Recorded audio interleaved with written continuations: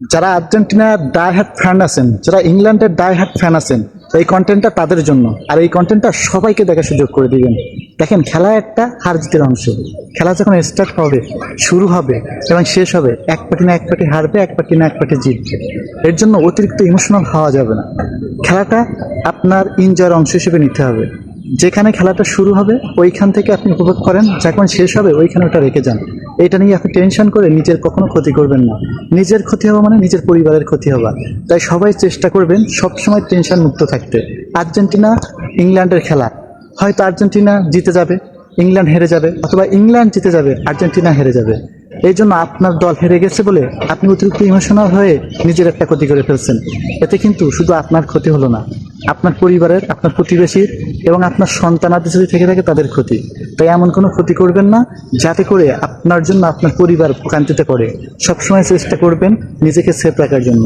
সবসময় সবাই মিলে এনজয় করবেন এবং চেষ্টা করবেন সবসময় একটা দল হেরে গেছে তার আপনি সাপোর্ট করতেন, কিন্তু ওই দলটার বিপরীত যদি অন্য একটা দল থাকে, সেই দলটা হারবে কখন এটা আপনি গুনতেছেন বা এটা আপনি দেখতেছেন। আপনি ব্রাজিলের সাপোর্ট করেন, আর্জেন্টিনাকে দেখতে পান না, তখন কি করতেছেন? আর্জেন্টিনা যেন হেরে যায় এই জন্য ইংল্যান্ডের সাপোর্ট করতেছেন।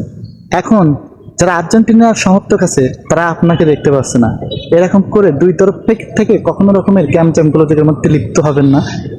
দেখেন, মেসি নেইমার দুইজন কিন্তু মিলেমিশে খেলা করে, আবার একজন আরেকজনের খেলা উপভোগ করে। তারা কখনো গ্যামজামগুলো করে না, তারা খেলাটাকে এনজয় করে এবং একজন আরেকজনের পারস্পরিক বন্ধু। তাই আপনি আমি বাংলাদেশি, আপনি আমি যে কোনো একটা দলের সাপোর্ট করি। এই সাপোর্ট করতে গিয়ে একজন আরেকজনের প্রতিদ্বন্দ্বিতা তৈরি করে একজন আরেকজনের ক্ষতি করা এটা কখনো উচিত না। আর কখনো ইমোশনাল হয়ে আপনি এমন কোনো সিদ্ধান্ত নিয়েন না যাতে আপনার পরিবারের কোনো ক্ষতি হয়।